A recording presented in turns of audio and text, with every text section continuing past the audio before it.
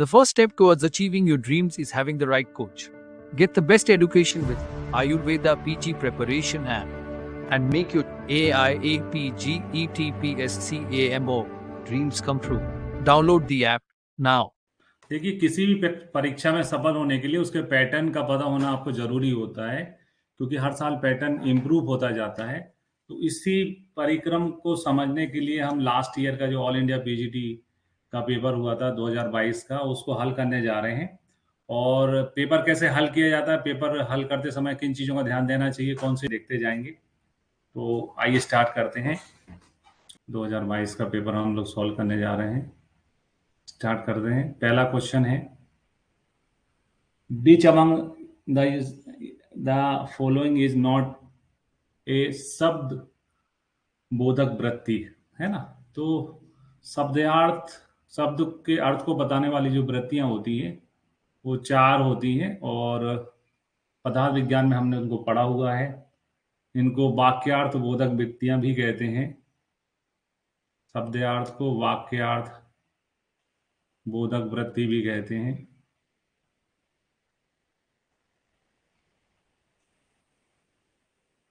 जो कि होती है अभिधा, लक्षणा।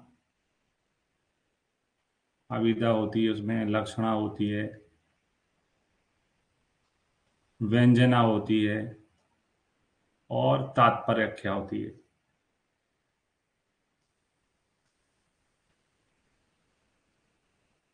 तो इसमें से ये तो होती है, ये भी होती है, लेकिन ना ही यौगिक होता है। यौगिक तो पद में आता है, और योग्यता भी नहीं होती। तो 2 ऑप्शन इसमें सही नहीं बताए गए हैं। तो इसको ध्यान में देते हुए जो है, इसका आंसर तीसरा भी सही है और चौथा भी सही है, जो आंसर शीट के हिसाब से बताया गया था। पेपर का प्रारंभ फर्स्ट ईयर के सब्जेक्ट से हो रहा है, पदार्थ विज्ञान से। पदार्थ विज्ञान के नोट्स में अपन इसको पढ़ते भी हैं। मैं आपको बता देता हूँ, जो आप्तोदेश प्रमाण जहाँ हम पढ़ते हैं वहाँ पर डिटेल्स में ये चीज़ें आती हैं। ये नोट्स का आप्तोदेश प्रमाण है, तो इसमें देख सकते हैं आप। क्वेश्चन जो है वाक्य अर्थ बोधक वृत्तियों का या शब्द अर्थ बोधक वृत्तियों का है।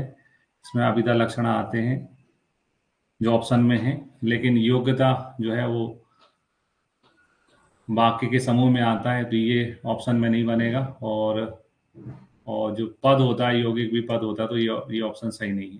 ठीक है, दूसरे क्वेश्चंस में बढ़ते हैं। दूसरा क्वेश्चन है मैच करने का है टीकाओं का। तो आयुर्वेद के इतिहास का क्वेश्चन है। चरकुस का टीका चरक धन उपस्कार 2 शब्दों के योग से बनती है, योगीनाथ सेन की है। चरक पंजरी का पंजरी बढ़ती है भगवान स्वामी के जन्मदिन पे, तो स्वामी कुमार की है। याद करने के तरीके हैं अपने। जल में कल्पनाएं होती हैं गंगा के, गंगाधर राय की है। और निरंतर पद व्याख्या जो है वो जट की है। 9 महीने तक अगर कोई व्यक्ति निरंतर रूप से अपने बालों को नहीं कटाता है तो उसकी जटाएं हो जाती हैं। तो इस प्रकार से ऑप्शंस को देखते हैं, तो थर्ड ऑप्शन सही है। पहले का तीसरा, दूसरे का चौथा, तीसरे का पहला और चौथे का दूसरा। ठीक है, तो इसका आंसर बनेगा, सही आंसर बनेगा तीसरा, या इसके हिसाब से आंसर रहेगा ये 7। नोट्स की बात करते हैं तो पता आयुर्वेद के इतिहास में टीकाएं पढ़ते हैं पंचरक की, तो नोट्स में सभी टीकाएं लिखी हैं जो वो बहुत अच्छे से पढ़ाता हूं मैं। तो ये पंजरी का निरंतर पद व्याख्या है ना, और चरकोपस्कार, जल करु तरु, ये टीकाएं पूछी गई हैं, इनके टीकाकार पूछे गए। क्वेश्चन नंबर 2 में फर्स्ट ईयर के सब्जेक्ट्स के क्वेश्चन पहले पूछे जा रहे हैं। ये आयुर्वेद का इतिहास का था। आगे बढ़ते हैं तीसरे में। तो तीसरा क्वेश्चन जो है वो संस्कृत का है। द्वंद्व समास का उदाहरण, द्वंद्व यानी जहाँ पर दोनों पद समान होते हैं। तो पीताम्बर है, पीतस अम्बरम यस्सा, यानी जिसके वस्त्र जो है पीले होते हैं। तो ये तो पीले वस्त्र वाला जो है वो विष्णु जी है। थर्ड पर्सन का पता चलता है इससे। तो ये जो है बहुविग्रीही समास में आता है ना, बहुविग्रीही समाज में आता है। त्रिफला है त्रियाणाम फलानाम समारा, तो ये द्विगु समास में संख्यावाची में आता है। राग राजपुरुष बोले या राजपुत्र, ये दोनों ही क्या में आएंगे, तत्पुरुष में आएंगे। षष्ठी तत्पुरुष समास में आते हैं, तो ये तत्पुरुष समास है। पितरो जो है, पिता, दो पिता की बात होगी, पिताचा, तो ये द्वंद्व समास का है ना। तो यहाँ पे आंसर चौथा ऑप्शन सही है। ठीक है, यहाँ पर जो क्वेश्चन पूछा गया उसके परिप्रेक्ष्य में चौथा ऑप्शन सही है, पितरोचा सही है। तो यहाँ पर ऑप्शन सही निकलेगा, चौथा ऑप्शन। संस्कृत के नोट्स अपन देखते हैं, तो संस्कृत के नोट्स में देखते हैं कौन सा क्वेश्चन कहाँ से आया है। समास है नोट्स में, तो देखते हैं इनमें से क्या क्या है चीजें। ये समास का वर्णन है।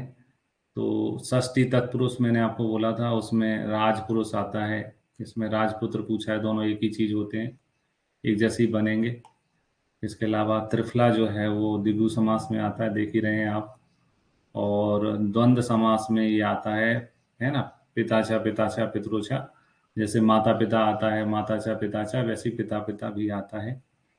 और बहुविग्री समास में आता है ये पीताम्बर, जिसका मतलब है जिसके अंबर यानी वस्त्र पीले हैं, भगवान विष्णु के लिए कहा जाता है।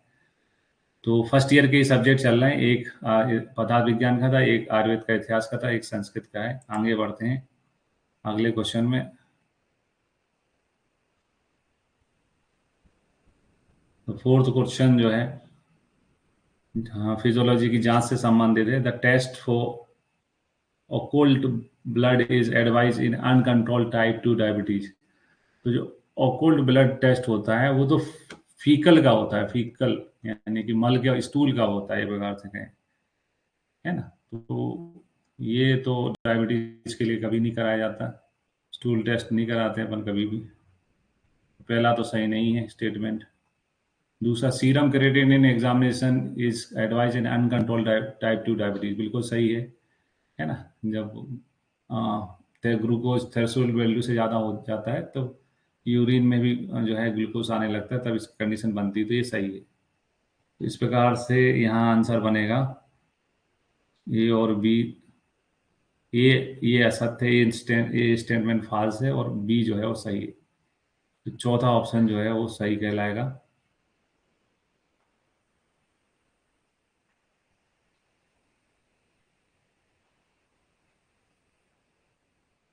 ये वाला ऑप्शन सही कहलाएगा।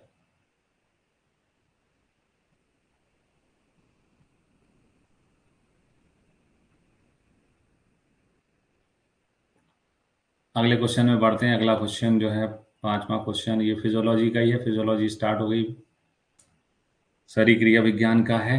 मेल करना है स्थान और सूची के दोष के प्रकार के आधार पर। तो आलोचक पित्र जो है दृष्टि में रहता है, कॉमन सेंस से हम जानते हैं।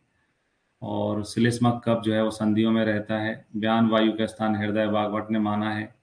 और रंजक पित्त का स्थान यकृत और प्लिया होता है।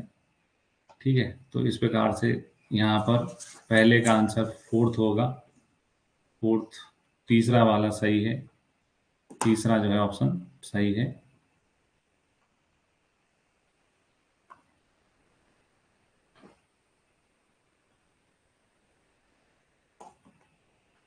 ना। अब फिजियोलॉजी के नोट्स अपन देखते हैं, तो ये भेद भेद सभी के भेद हमने यहाँ पर पढ़े हुए हैं, किसका क्या होता है ना। यकृत सारंग ने बताया रंजक पित्त का, तो ये सब नोट्स के अंदर है। आगे बढ़ते हैं अगले क्वेश्चन में। अगला क्वेश्चन है कि छठवां, which of the following vitamin promotes the absorption and excretion of calcium and phosphate। तो कैल्शियम और फास्फोरेट के अवशोषण में कौन सा विटामिन सहायक होता है? तो विटामिन डी सहायक होता है, ये अपन फिजियोलॉजी के नोट्स में पढ़ते भी हैं। और विटामिन सी जो है वो आयरन के एब्जॉर्बेशन में सहायक होता है। और विटामिन डी जो है, विटामिन डी जो होता है वो कैल्शियम, दूध में विटामिन डी भी ऐड भी आता है इसका। और जो फास्फोरस होता है उसके ऑब्जर्वेशन में काम में आता है। ठीक है, नोट्स अगर हम फिजियोलॉजी का देखें तो फिजियोलॉजी में लिखा हुआ है डिटेल्स में, विटामिन की में पॉइंट डाला हुआ है ना। विटामिन डी जो है वो कैल्शियम के ऑब्जर्वेशन में सहायक है। तो ऐसा नहीं है कि नोट्स नए हैं, नोट्स तो सालों से चल रहे हैं मेरे। 7वें क्वेश्चन में आते हैं। 7वां क्वेश्चन है कि सुश्रुत के अनुसार जो विचार करना है और उनके हिसाब से सही आंसर चुनना है। तो यहाँ पर बोला गया है कि कोष्ठ में कितनी सिराएं होती हैं। तो कोष्ठ में सिराएं जो है, कोष्ठ की सिरा, एक एक सिरा से 36 का आंकड़ा रहता है अपना। ये अपना याद करने का तरीका, एक एक सिरा से 36 का आंकड़ा रहता है, तो कोष्ठ में सिराएं 136 होती हैं। ये कथन तो गलत है। ठीक है। मूर्धा में 64 सिराएं होती हैं। मूर्धा में 64 नहीं होती, मूर्धा में 12 सिराएं होती हैं। शाखा प्रदेश में जो है 16 सिरा, 16 अवैध सिराएं होती हैं, वैध नहीं होती हैं, अवैध सिराएं होती हैं। तो ये कथन भी गलत हो गया। और कोष्ठ में फिर से आगे 38 सिराएं होती हैं, तो 38 नहीं होती है, 136 होती हैं। तो कोई भी सही नहीं बैठ रहा है यहाँ पर, जो इन्होंने डिटेल दी है उनके हिसाब से कोई भी सही नहीं बैठ रही है। नोट्स में अगर अपन अपने एनाटॉमी के नोट्स खोलते हैं तो उसमें जाते हैं सिरा वाले चैप्टर में, तो ये सारी चीज़ें उसमें लिखी हैं, है ना। सिरा कोष्ठ में कितनी होती हैं, तो सिरा हम देख रहे हैं कोष्ठ में 136 होती हैं। ठीक है। मूर्धा की बात करते हैं तो मूर्धा में 12 होती हैं। अवैध सिराएं जो हैं वो कितनी होती हैं, हाँ, शाखा में 16 जो है वेद्य नहीं है, अवैध सिराएं होती हैं। तो कुछ भी मैच नहीं कर रहा है जो थ्योरी अपन पढ़ते हैं उसके हिसाब से। तो यहाँ पर ये क्वेश्चन जो है बाद में ड्रॉप कर दिया गया था, मतलब रद्द कर दिया गया था ये क्वेश्चन बाद में। तो बहुत सारे क्वेश्चंस आप लोग लगाते हैं, गाइडों में मिलते हैं, जिनके कंक्लूजन नहीं रहते, तो कई बच्चे परेशान रहते हैं। तो मेरा कहना है कि जो जो पेपर बनाता है वो भी इंसान है, बहुत सारी गलतियां हो जाती हैं, टाइपिंग मिस्टेक हो जाती है, इसलिए अपना समय केवल उन्हीं में कॉन्सेंट्रेट न करें, सभी चीज़ों को बराबर समय दें। अगर ये मान लें कि क्वेश्चन सही नहीं है, तब भी आप आगे बढ़ जाना चाहिए। बहुत सारी जगह ऐसे गलत आंसर और गलत क्वेश्चन भी बने रहते हैं। 8वें में आते हैं। 8वां क्वेश्चन जो है मासानुमासक के बारे में अभिकथन और तर्क के रूप में पूछा गया है। तो चौथे महीने में लिखा है कि चतुर्थे सर्वांग प्रत्यंग विभाग प्रवक्त। चौथे महीने में जो है मासिक मासिकचर्या जो होती है, गर्भ का जो विकास होता है, उसमें प्रव्यक्त शब्द आता है, और 7वें में जो है वो प्रवक्ततर हो जाता है। तो ये दोनों कथन सही हैं, लेकिन इनका एक दूसरे से कोई लेना देना नहीं है। मतलब जो है दोनों कथन सही हैं, लेकिन ए आर की व्याख्या नहीं करता कोई भी, है ना। तो यहाँ पर बी ऑप्शन सही होगा, क्योंकि वो तो आर ए की व्याख्या नहीं करता। अपन एनाटॉमी के नोट्स में जाते हैं और मासान मासाक्षरया में देखते हैं, तो ये चीज़ें पढ़ते हैं अच्छे से। अपन लिखी हैं अपने, शुरू से पढ़ते हैं इन चीज़ों को डिटेल में। ये देखिए, चौथे महीने में प्राव्यक्त रहता है और 7वें में प्रवक्तर हो जाता है, लेकिन ये इसकी पुष्टि नहीं करता है। ठीक है, ये 8वां हो गया। 9वें में बढ़ते हैं।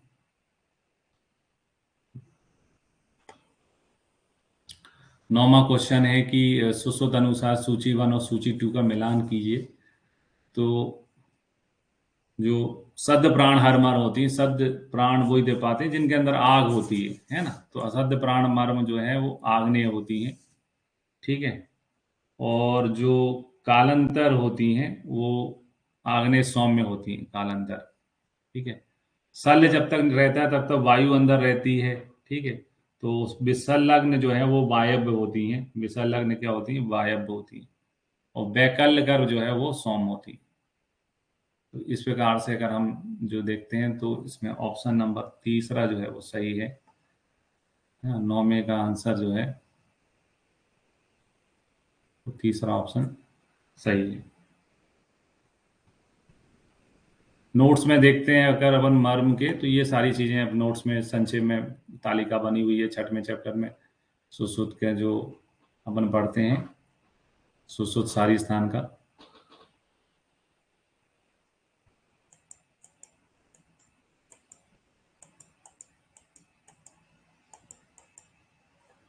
दे सकते हैं, ये तालिका के रूप में दिया है नोट्स में। सद्य प्राणमाना आग्नेय होती हैं, कालांतर आग्नेय सौम्य होती हैं, वैकल्य कर जो है वो सौम्य होती हैं, और विसर्लग्न वायु होती है। ठीक है, तो ये सारी चीजें दी हैं पहले से नोट से, इसमें कोई सरप्राइजिंग क्वेश्चन नहीं था। अगला बढ़ते हैं, 10वां क्वेश्चन है कि अष्टांग हृदय के अनुसार निम्नलिखित में से कौन दोषों की कोष से शाखा की गति का कारण है। तो अष्टांग हृदय ने जो जो दोष कहाँ भेज रहे हैं अपन, कोष से शाखा, शाखा चार होती है तो चार कारण होते हैं, है ना। व्यायाम होता है, अयत अपचारण होता है ना, ये अयत अपचारण होता है, पाक वृद्ध्या विसन्नाथ, पाका सोतो मोक्ष विशोधनाथ, और वायु निग्रह, ये तो शाखा से कोष्ठ में आने के कारण होते हैं। तो यहाँ पर दूसरा सही है, ये वाला ऑप्शन सही है।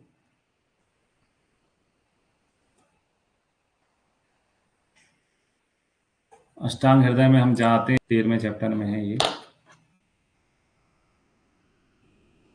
व्यायामास उष्णम तैक्षणात् आयतास अपचारणात्।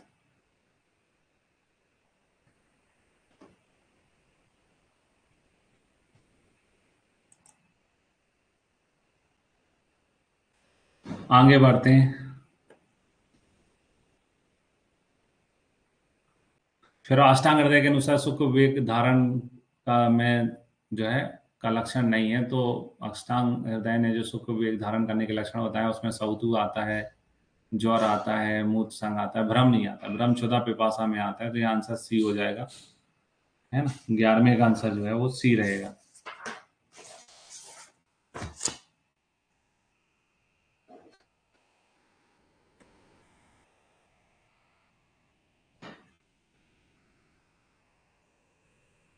नेक्स्ट में बढ़ते हैं, अष्टांग हृदय के अनुसार तंत्रशील क्या है। तो ये तंत्रशील, तंत्र संज्ञा जो है अर्थाश्रय में आते हैं। तो इसी जो शैली, तंत्र शैली होता है वैसे, तो शैली शैली की जगह सील बताया गया है। तो यहाँ पर अर्थाश्रय आंसर है, 12वें का आंसर जो है वो चौथा है। ये भी अपन पदार्थ विज्ञान के नोट्स में है, तो पढ़ते हैं इनको।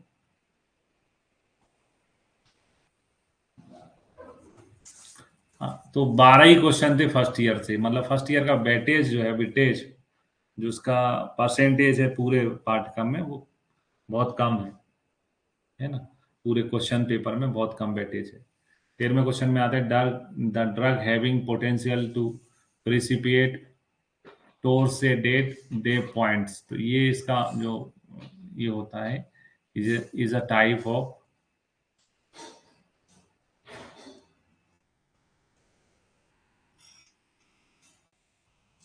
पॉलीमॉर्फिक वेंटिकुलर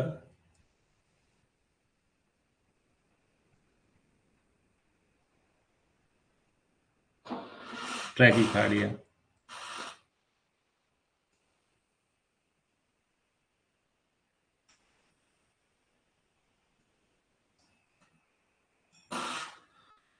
तो इसमें कौन कौन सी ये जो मलेरिया की दवाइयां हैं, ये इनके कारण हृदय उत्तेजित हो सकता है। ये जो हार्ट बर्न की दवाई होती है, सीसाप्राइड, है ना, इसके इसके कारण भी हो सकता है। तो ये नया क्वेश्चन था, हर एग्जाम में नए क्वेश्चन आते हैं। तो यहाँ पर जो सही है वो है बी सी और ई, इसमें इन्वॉल्वमेंट हो सकते हैं। तो इस प्रकार से ऑप्शन जो बनेगा वो बी सी ई का थर्ड ऑप्शन सही है, यानी कि ये वाला ऑप्शन सही है।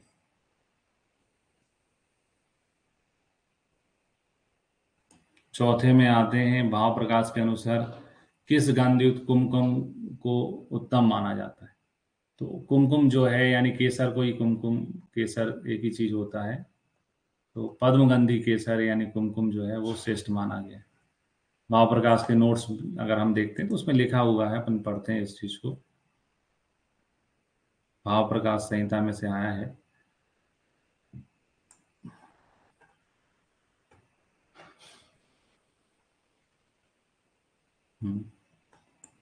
नोट्स में लिखा भी है कि ये पद्मगंधी जो है वो श्रेष्ठ होता है।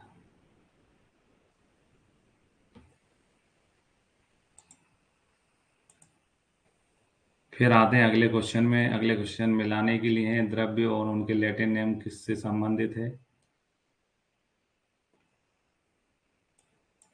तो फलेरुहा जो है, फलेरुहा क्या होता है? फलेरुहा जो है वो पाटला होता है। फलेरुहा क्या है? पाटला। पाटला होता है फलेरुहा। पाटला होता है स्टीयोस्पर्म सुक्युलेंस। ठीक है। जो कुटकी होती है उसका पर्याय होता है अशोका। कुटकी का, तो कुटकी है पिकोरा, पिकोराइजा कोरिया। सुरंग जो है पतरांग को कहते हैं, तो इसका है सिजलपिनिया संपन्न। और बिक्सा जो है मंजिस्टा का होता है ना। तो ये बिक्सा जो है मंजिस्टा है, रूबिया कार्डिफोलिया। इस प्रकार से हम देखें तो फलेरोहा जो है, फले पहले का जो है वो तीसरा होगा और दूसरे का चौथा होगा। रूबिया कार्डिफ अशोका का पिकोराइया कोरिया। जो हम ड्रग्स पढ़ रहे हैं उसमें ये सब चीजें देखी हुई हैं अपन ने। जैसे फलेरोहा देखा हुआ है, पाटला का होता है, बिग्नेसी फैमिली में आता है। ये देखिए पाटला का होता है फलेरोहा, है ना।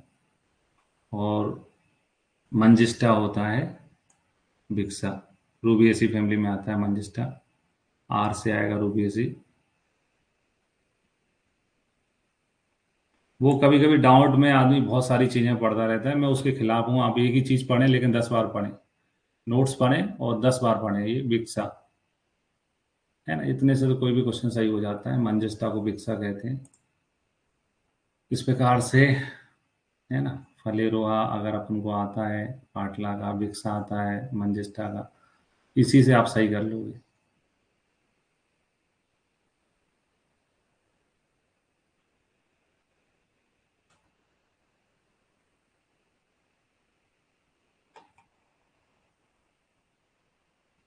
फिर आते हैं 16वां भाव प्रकाश के अनुसार जो है चर्म कसा किसका पर्याय है। तो चर्म कसा जो है वो मांस रोहिणी का होता है। ठीक है।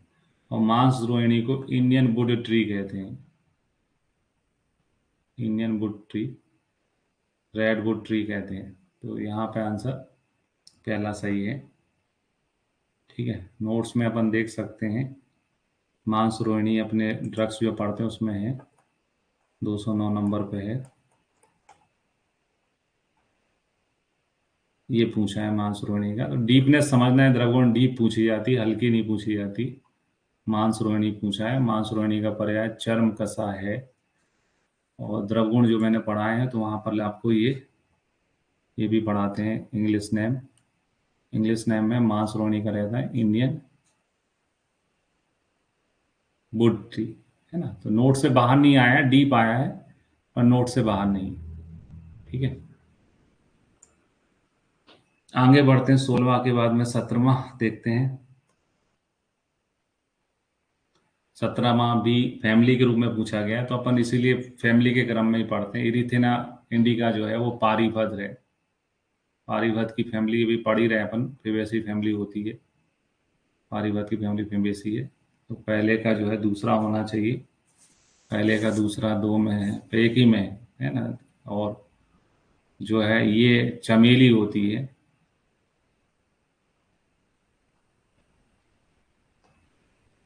Indian Korpi. तो पहले का दूसरा, दूसरे का पहला। ये देखेंगे तो यहीं से अपना क्वेश्चन सॉल्व हो जाता है। तीसरा आंसर सही है।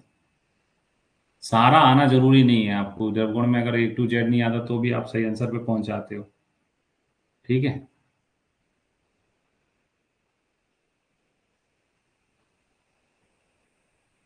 फिर आते हैं निम्नलिखित में किसको बला चतुष्ट में शामिल किया है भाव प्रकाश निघंटु के अनुसार।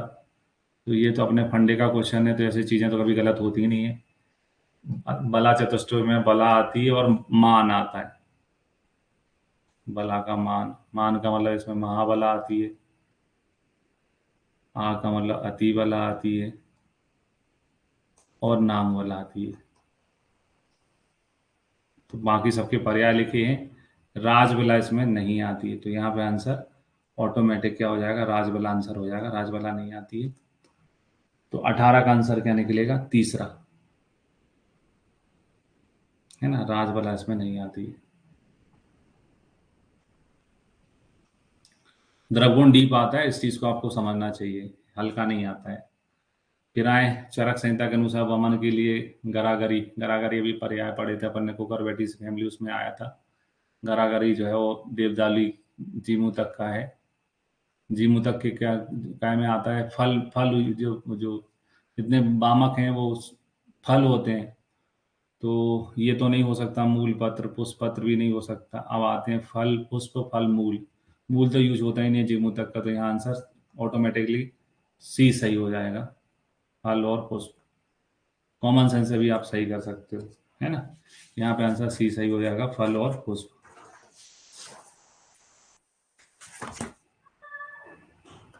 लाइन से सेकंड प्रॉप चल रहा है, द्रवगुण के बाद में यहाँ चरक संहिता के क्वेश्चन आ गए हैं, है ना। फिर आते हैं सुश्रुत के अनुसार, जो है बता रहे हैं कि कौन सा किस में यूज होता है। तो महिषी मूत्र यानी भैंस का मूत्र जो है वो काय में बताया गया है। ये ऑप्शंस के हिसाब से यहाँ पांडु रहेगा, वैसे पांडु में गाय का मूत्र यूज होता है। ताराब यानी ऊंट का उन्माद में बताया सुश्रुत ने। अश्वमूत्र जो है वो बात गति होती है, बात चेतो विकार में होता है, और गर्दभ का जो है गर चेतो विकार में होता है। क्वेश्चन सही था इसका, ऑप्शंस इसमें सही नहीं थे। ये ऑप्शंस जो है ये होना चाहिए, पहले पहले का दूसरा होना चाहिए, और दूसरे मतलब ए का दूसरा होना चाहिए, बी का पहला होना चाहिए, सी का जो है चौथा होना चाहिए, और डी का जो है वो तीसरा होना चाहिए। तो ये किसी भी ऑप्शन में नहीं था ऐसा, है ना, किसी में भी ऑप्शन में ऐसा नहीं था, इसलिए ये क्वेश्चन जो है वो ड्रॉप हो गया था। तो देखो, अच्छी मेहनत करने के बाद भी ये नंबर नहीं मिलते, कभी कभी क्वेश्चन ड्रॉप हो जाते हैं। तो ये क्वेश्चन ड्रॉप हो गया था क्योंकि जो सीक्वेंस इसमें लिखा है किसी भी ऑप्शन में वो मैच नहीं करता है।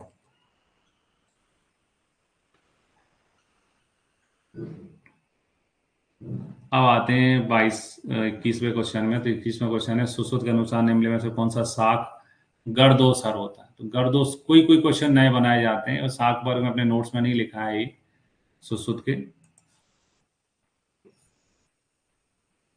पटोल मकोई लिखा है अपन ने, रसों लिखा है, मूली लिखा है, सरसों का साग का लिखा है, लेकिन ये क्वेश्चन जो है वो किसका है, काल साग का है ना।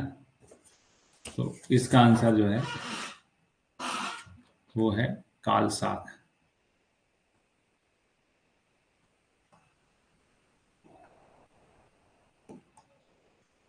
फिर आओ सुश्रुत के अनुसार, अम्ल दाड़िम, दाड़िम खट्टा भी होता है मीठा भी होता है, अम्ल दाड़िम के गुण होते हैं। तो कोई कोई चीज नोट्स में बिल्कुल नहीं होती, नहीं हो सकती, लेकिन कुछ चीजें तो अपन शुरू से पढ़ते आ रहे हैं, और ये तो कॉमन चीजों में है, ठीक है।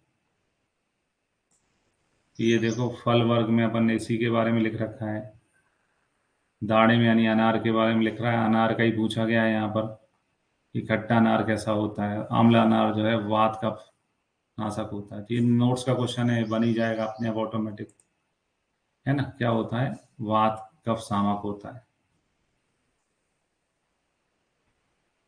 तो यहाँ आंसर जो है वो ये सही है, वात कफ सामक।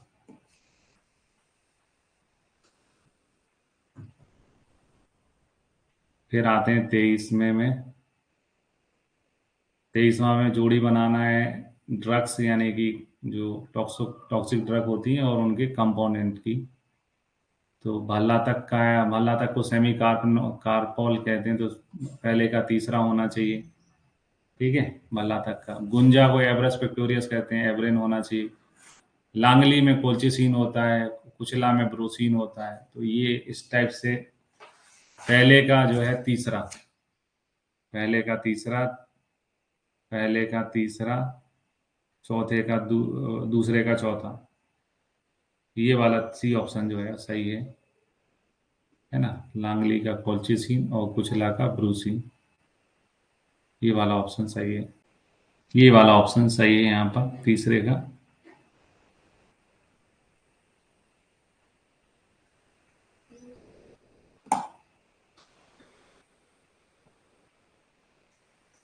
ये अपने नोट्स में भी है द्रवगुण की, कोई नई चीजें नहीं पूछी हैं यहाँ पर। नोट्स में जहाँ अपन घटक पढ़ते हैं तो ये सारी चीजें लिखी हुई हैं, है ना। यहाँ पर सारी चीजें लिखी हुई हैं।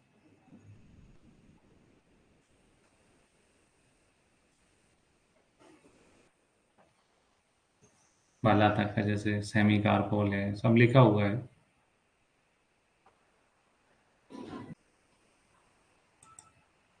अब आते हैं अगला, आईपीसी में ग्रेवियस इंजरी जो है कहाँ वर्णित है।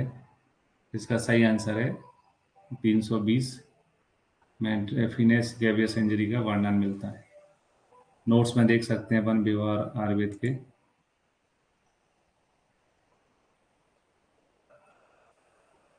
ये धाराएं हैं और 320 में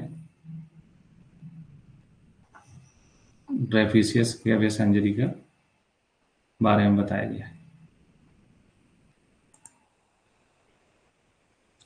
25वें क्वेश्चन में बढ़ते हैं। 25वां क्वेश्चन है, चूज द करेक्ट स्टेटमेंट। मृत्यु उत्तर अभिरंजन 36 से 48 घंटे में शरीर पर पूर्णतः तैयार हो जाता है, तो ये गलत है। 4 से 12 घंटे लगते हैं, है ना। कलर चेंज होने में ज़्यादा टाइम नहीं लग सकता है, तो ये कथन गलत है। मृत्यु उत्तर अभिरंजन जमा रक्त के गुरुत्वाकर्षण से तैयार होता है, ये सही है। मृत्यु उत्तर अभिरंजन के उपरांत शरीर की स्थिति पर निर्भर नहीं है, शरीर की स्थिति पर निर्भर होता है, ये गलत है। मृत्यु उत्तर अभिरंजन शरीर के आश्रित भागों पर 1 से 3 घंटे में दिखाई देता है। हाँ, जल्दी एक घंटे से स्टार्ट हो जाता है, ये भी सही है। नोट्स में देखते हैं ये सब चीजें है कि नहीं है ना। नोट्स में देखते हैं।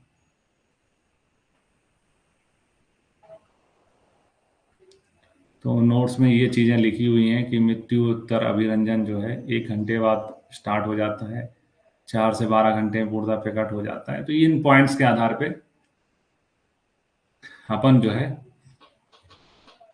आंसर का जवाब दे सकते हैं कि यहाँ पर बी और डी गलत है, ए और सी गलत है, बी और डी सही है। तो इसके हिसाब से क्या होगा आंसर सही? ए और सी रॉन्ग है, बी और डी राइट है। ये वाला ऑप्शन सही है।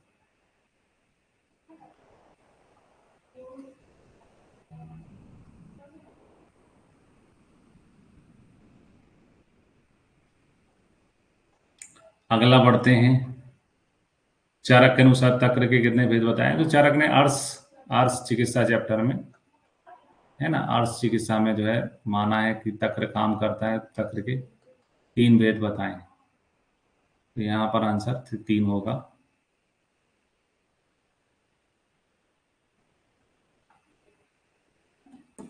फिर आते हैं, तत्व खल का निर्माण किस द्रव से किया जाता है? तो ये तो अपने नोट्स में लिखा हुआ है रसशास्त्र के कि तत्व खल का निर्माण जो है वो कांत लोह से किया जाता है। ऑप्शन में केवल लो है तो लो भी सही हो जाएगा, तो यहाँ पर दूसरा ऑप्शन सही है। रसशास्त्र के नोट देखते हैं, उसमें लिखा है कि नहीं लिखा है, देखते हैं। तत्व खल मूसा, है ना, यंत्र की बात हो रही है। ये देखते हैं, ये आपका तत्व खल ये कैसे बना होता है? कांत लोह से बना होता है। ये वाला क्वेश्चन आया है। आगे बढ़ते हैं। अगला, आयुर्वेद प्रकाश के लेखक का नाम क्या है? तो आयुर्वेद प्रकाश के लेखक का नाम जो है वो माधव उपाध्याय है ना। तो यहाँ पर आंसर सी सही है। ये भी कोई नया क्वेश्चन नहीं है, अपन देख सकते हैं, नोट्स खोलते हैं, रसशास्त्र के उसमें से आया है, जो शुरू में अपन पढ़ते हैं सारे लेखक, उसी में से एक क्वेश्चन है। ये देखिए, है ना, हाईलाइटेड भी है पहले से। आयुर्वेद रसायन जो है वो माधव उपाध्याय का है।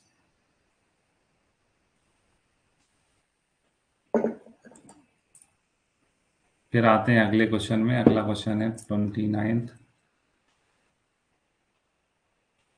According to GMP specification the area recommended to manufacturing चून, चून बनाने के लिए कितना एरिया चाहिए होता है? तो 100-200 फीट में ज़्यादातर चीज़ें होती हैं, लेकिन चून बनाने के लिए ज़्यादा जगह चाहिए होती है, तो यहाँ पर 200 स्क्वायर फीट एरिया सही है। जीएमपी के हिसाब से जो जरूरत पड़ती है वो 200 स्क्वायर फीट की पड़ती है।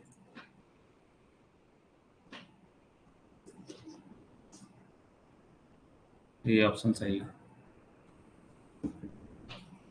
नेक्स्ट आते हैं, रस तरंगणी के अनुसार नांग वस के निर्माण किस विधि से निर्माण किया जाता है? नांग वस का निर्माण कुछ क्वेश्चन नए भी होते हैं, जारण विधि से किया है।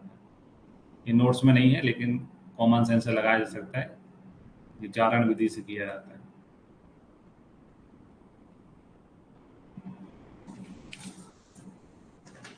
अगला आते हैं, चरक हैज एडवाइज द आमल की in the management of weather, है ना। तो नोट्स में लिखा भी है कि आमल की चूर्ण या आमल की बीज चूर्ण जो है पेदर की चिकित्सा में यूज होता है, क्योंकि ये भाव प्रकाश में भी है, भाव प्रकाश में भी है। तो यहाँ चूंकि आमल की भी यूज होता है, आमल की बीज भी यूज होता है, तो ये दोनों ही सही हैं, है ना। ये दोनों ही सही माने गए। बी और सी जो है यहाँ पर सही है।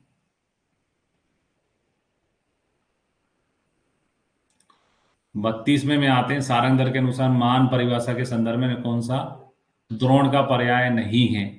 तो घट, राशि, कलश, लान, लवण, है ना, ये सब पर्याय एक दूसरे के होते हैं। कुंभ जो है वो सूर्य का पर्याय होता है, जिससे आगे आता है। नोट्स में भी है ये वाला ऑप्शन यहाँ पर बनता है, चौथा नहीं है, सूर्य नहीं है। वैसज्य में पढ़ते हैं अपन इसको, वैसज्य में आते हैं।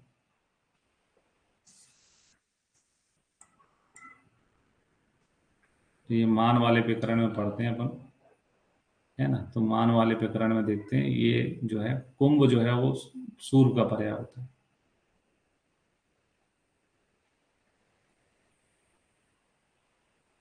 ठीक है, उसका नहीं होता है।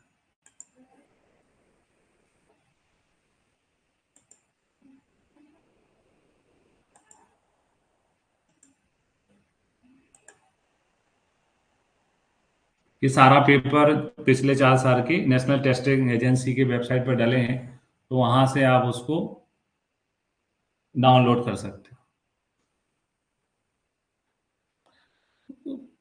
पेपर में कोई भी क्वेश्चन जो है रिजेक्टेड हो जाता है, तो उसके नंबर किसी को नहीं मिलते, तो सभी के लिए नेगेटिव ही चला जाता है, ड्रॉप क्वेश्चन के मार्क्स नहीं मिलते।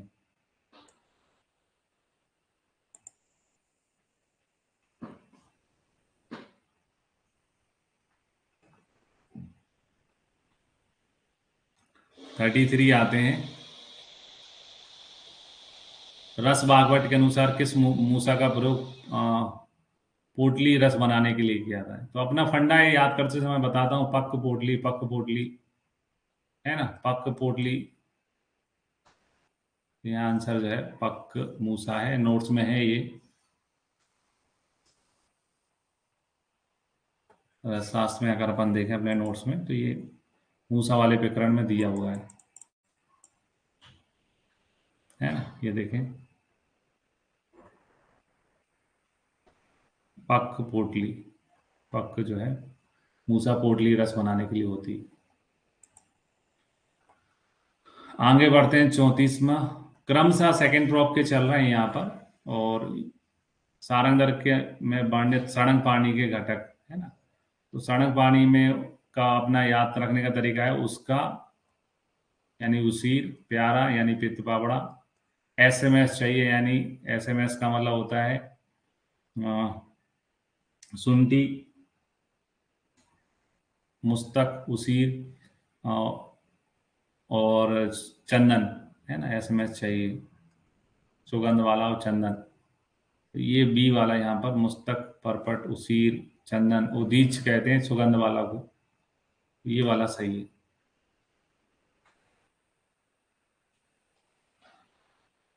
यहाँ पर आंसर जो है 34 का आंसर जो है बी सही है। फिर आते हैं 35वें में, सारंगधर के अनुसार क्वाथ में प्रक्षेप के रूप में गुगलू की मात्रा कितनी होती है? तो गुगलू की मात्रा, गुगलू ठोस होता है, तो अपन याद करते समय बताते हैं, ठोस चीज जो है एक साण मात्रा में मिलाई जाती है, तो यहाँ आंसर जो है एक साण होगा, दूसरा। नोट्स में है भेषज के, ये भेषज के नोट्स पढ़ते हैं अपन, तो ये सब आता है कितना मिलाया जाता है ये देखते हैं यहाँ पर। जैसे पात में प्रक्षेप कितना मिलाया जाता है, तो पात में प्रक्षेप के रूप में गुगलू जो है एक साण। ठोस चीजें, सचिन ठोस ठोस बल्लेबाज था, याद कराने का तरीका होता है मेरा, मिलाया जाता है।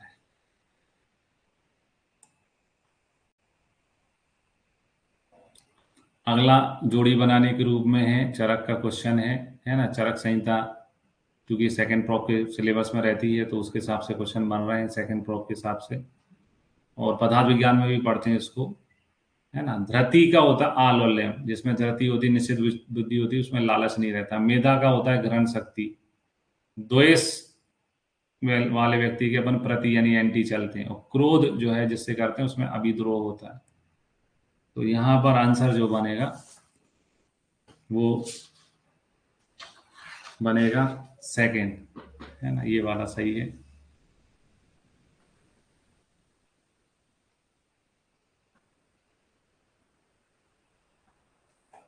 दो जगह इसको पढ़ते हैं अपन, पदार्थ विज्ञान के नोट्स में भी ये लिखा रहता है। अनुमान गे भाव जो होते हैं 44, उसमें ये पढ़ते हैं, ये वाले मतलब 42 में से है ये, है ना।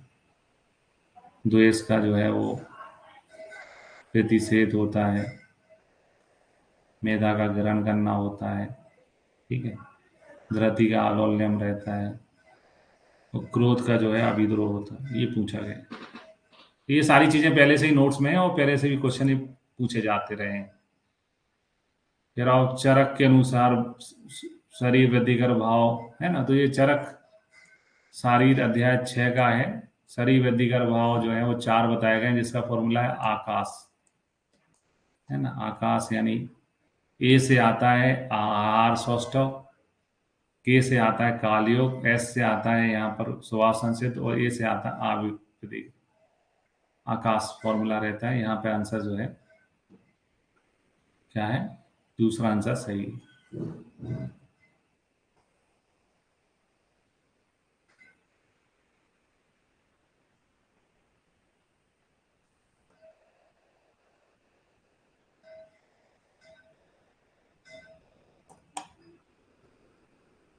फिर आते हैं 38 में, चरक संहिता अनुसार अतीत काल क्या है। तो ये चरक विमान 8 का क्वेश्चन है, बाद मार्ग का। बाद बाद मार्ग जो होते हैं वो कितने होते हैं, 44 होते हैं।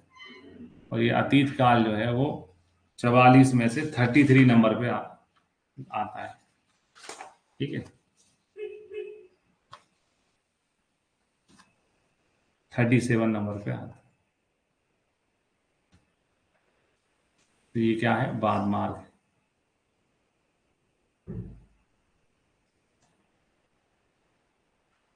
फिर अगला बढ़ते हैं 39 में बढ़ते हैं।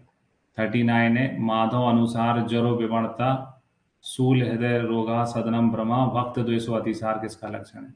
इसमें विवर्णता आता है। विवर्णता हमेशा क्रमी में देखने को मिलती है, तो इसका आंसर क्रमी है। इसका आंसर क्या है, क्रमी। माधव निदान के नोट्स खोलते हैं लघुत्रय के, तो उसमें ये क्वेश्चन है, माधव निदान में अपने नोट्स में भी है, और माधव निदान में सीमित पढ़ते हैं, लेकिन ये दिया हुआ है नोट्स में, क्रमिक में बताया गया है। ये देखते हैं, क्रमिक के लक्षण है माधव निदान के नोट्स में, उसमें श्लोक है, यही लाइन लिखी है अपने, जरो विवर्णता शूलम हृदय रोगा सदनम भ्रमा भक्त द्वेषो अतिसार संजाता क्रमी लक्षण। तो ये है नोट्स में अपने। फिर आते हैं 40वां, है ना। 40वां जो है, मोहर दाह मोहर शीत किसका लक्षण है। तो दाह होना पित्त का होता है, शीत होना कफ का होता है। तो ये जो है मोहर दाह मोहर शीत जो है श्लेष्म पित्त ज्वर का लक्षण है। यहाँ पर दूसरा ऑप्शन जो है वो सही है। माधव निदान देखते हैं, तो ये माधव निदान के नोट्स में ये दिया हुआ है अपने, पढ़ते भी हैं अपन शुरू से इसको। चरक सुश्रुत में भी ऐसे ही श्लोक है। तो ज्वर में जाते हैं, शुरू में ही है, ज्वर दिया है।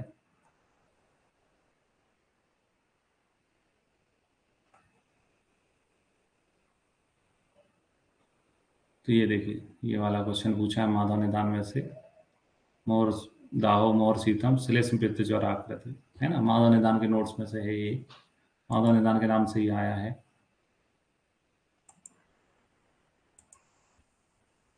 माधव निदान के नाम से ही आया है। अब बढ़ते हैं 41 में। 41 है कि दीनता सवतु गिलानी पांडुता न अन्य कामात। बहुत सारे क्वेश्चन होते हैं जो नोट से बाहर भी आते हैं, जैसे नोट्स में नहीं है लेकिन पुनरावर्तक ज्वर का है, ये अपन को मालूम है।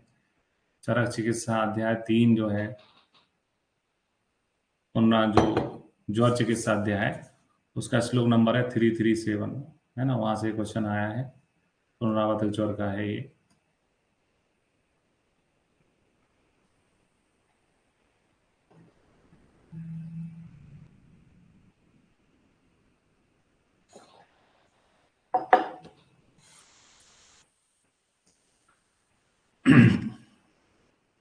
फिर आते हैं 42, महती नीला पीड़िका कौन सी होती है? तो नील का पढ़ते जब विनती स्वीकार नहीं होती। तो फंडे का क्वेश्चन है, विनेता आंसर है। 42 का आंसर विनेता है, चरक के नोट्स में दिया हुआ अपना प्रमेय पीड़िका में।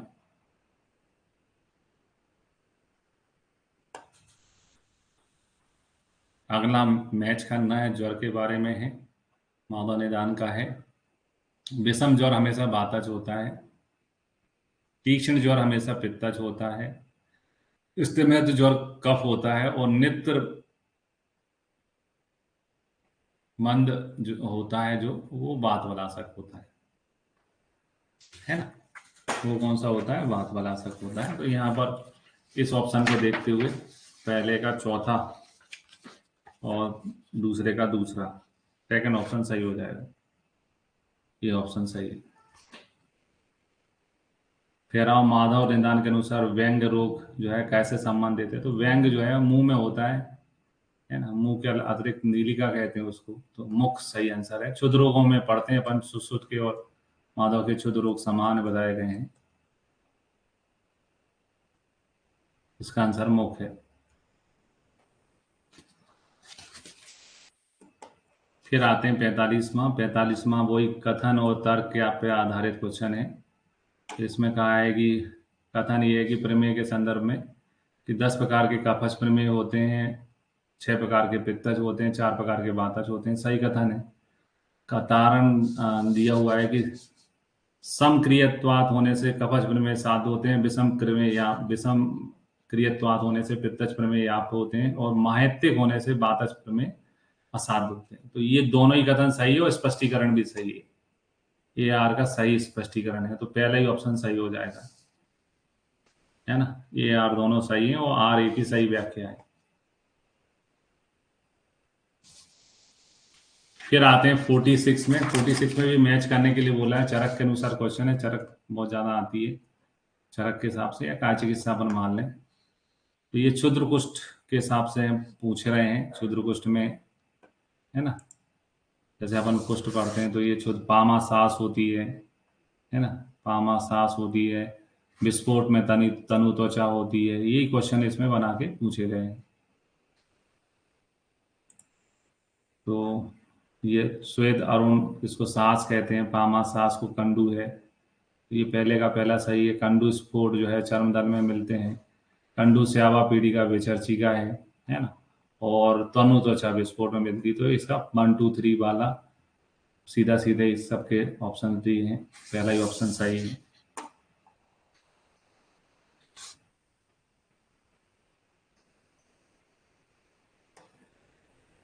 फिर आते हैं हट्ट प्रदीपिका के अनुसार जो है महामुद्रा, महाबंध और महावेद काय में वर्गीकृत किए गए हैं? ये मुद्रा दशक में बताए गए हैं, है ना, इसका पहला आंसर सही है।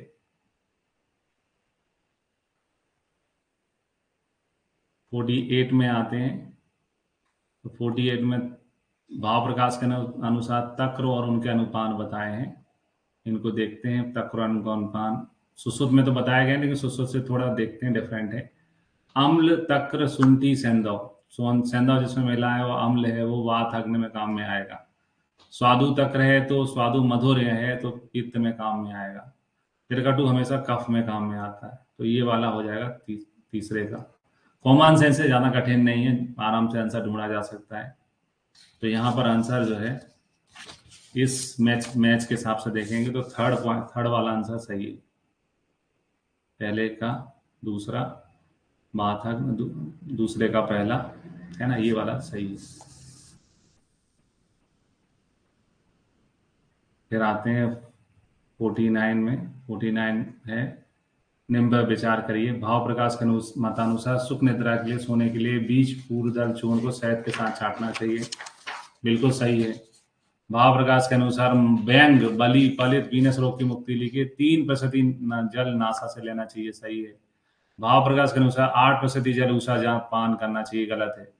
6% जो है गलत है, 8% होता है। तो ये वाला ऑप्शन गलत हो गया, ये सही है, ये सही है। उसका जलपान त्रिदोषाओं के, ये भी सही है। महाप्रकाश के अनुसार अंशुदक हेमंत ऋतु में उल्लेख है, हेमंत नहीं है, शरद है ना। तो अंशुदक को अंशुदक बोला है, तो ये भी शरद ऋतु में होता है। तो सी और ई गलत है। ए, बी और डी जो है वो सही है। तो चौथा इसका सही हो जाएगा, चौथा ऑप्शन सही है।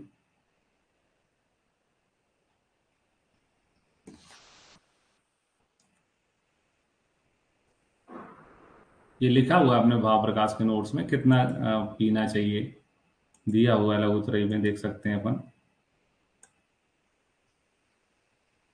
एकदम सरप्राइजिंग नहीं है कि पूरा सरप्राइजिंग पूछ लिया, सरप्राइजिंग क्वेश्चन नहीं है ये है। सूर्योदय के 8% जल में मुख से लेना चाहिए, 3% जल जो है नासिका से लेना चाहिए।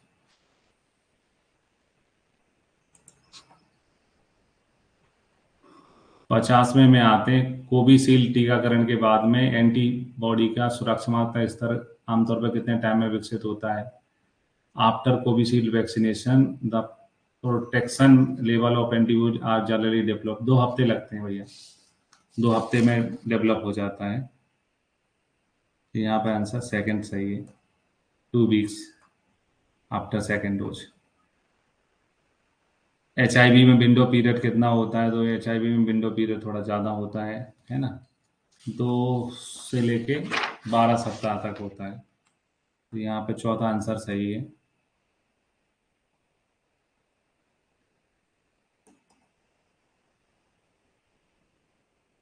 घेरंड मतानुसार शीतक्रम कपालभाति में क्या करते हैं, तो मुख से पानी पी के नासिका से बाहर निकालते हैं। ये वाला ऑप्शन सही है।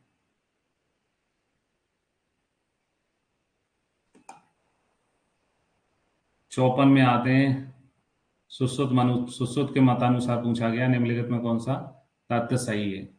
पश्चिम में बहने वाली नदियां गुरु होने के कारण अपत्य होती हैं, पूर्व में बहने वाली नदियां लघु होने के कारण पत्य होती हैं, पूर्व वाली अपत्य होती हैं, तो ये गलत है। दक्षिण में बहने वाली साधारण होती है, नाति दोष बहुला, तो ये भी गलत है। पश्चिम में बहने वाली नदियां लघु होने के कारण पत्य होती हैं, तो ये वाला सही है, ये गलत है। पश्चिम में सारी नदियां उत्तर में हिमालय से निकलती हैं, पश्चिम की खाड़ी में मिलती हैं, तो ये अपना कंसेप्ट है कि ये सही होता है।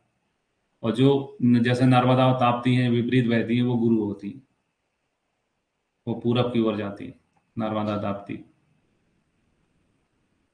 फिर आओ, निम्न में से कौन सी योनि व्यापद में सोने दृष्टि होती है, तो सोने दृष्टि जो है सोने दृष्टि दुष्ट आर्तवा जिसे कहते हैं, और ये पुत्थ अग्नि होती है ना। पुत्थ अग्नि को अपन रक्त आर्तवा भी कहते हैं, तो पुत्थ अग्नि सही है, केवल ई, ओनली ई, ये वाला ऑप्शन सही है। सुश्रुत के अनुसार निम्न में से किस द्रव्य को गर्भ संघ की चिकित्सा में योनि धूपन के लिए बताया गया, तो योनि धूपन में गर्भ संघ के लिए सर्वनिमोक को बताया गया। लांगली मूल तो बांधने के लिए बोला गया, तो 56 का आंसर जो है वो ये निकलेगा। 60 में 57 में आते हैं, तो सुश्रुत के अनुसार श्रमोग्लानि पिपासी शक्ति सम्पन्न, ये सद्योगृहीत गर्भा के लक्षण है, सुश्रुत के अनुसार सही है। और चरक के अनुसार निष्ठिका गौरव अंग साथ तंत्र है ना, ये भी सही है। तो दोनों स्टेटमेंट सही है। ये भी नोट्स में लिखे हैं आपने, दोनों चीजें एनाटॉमी में, शरीर रचना में और स्थिति विशुद्धि में भी दिया हुआ है ना। दोनों के कंपैरिजन करके पढ़ते हैं अपन।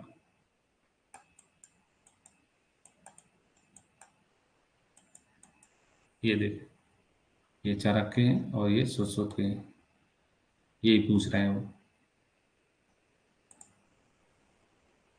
फिर आओ, चरक संहिता के अनुसार निम्नलिखित में से कौन सा योनि व्यापक सगर्भावस्था में दिखाई देता है? तो लब्धे गर्भे अपि आसजा, है ना, श्लोक आता है लब्धे गर्भे अपि आसजा, लब्धे गर्भे अपि आसजा, तो इसका आंसर आसजा होगा।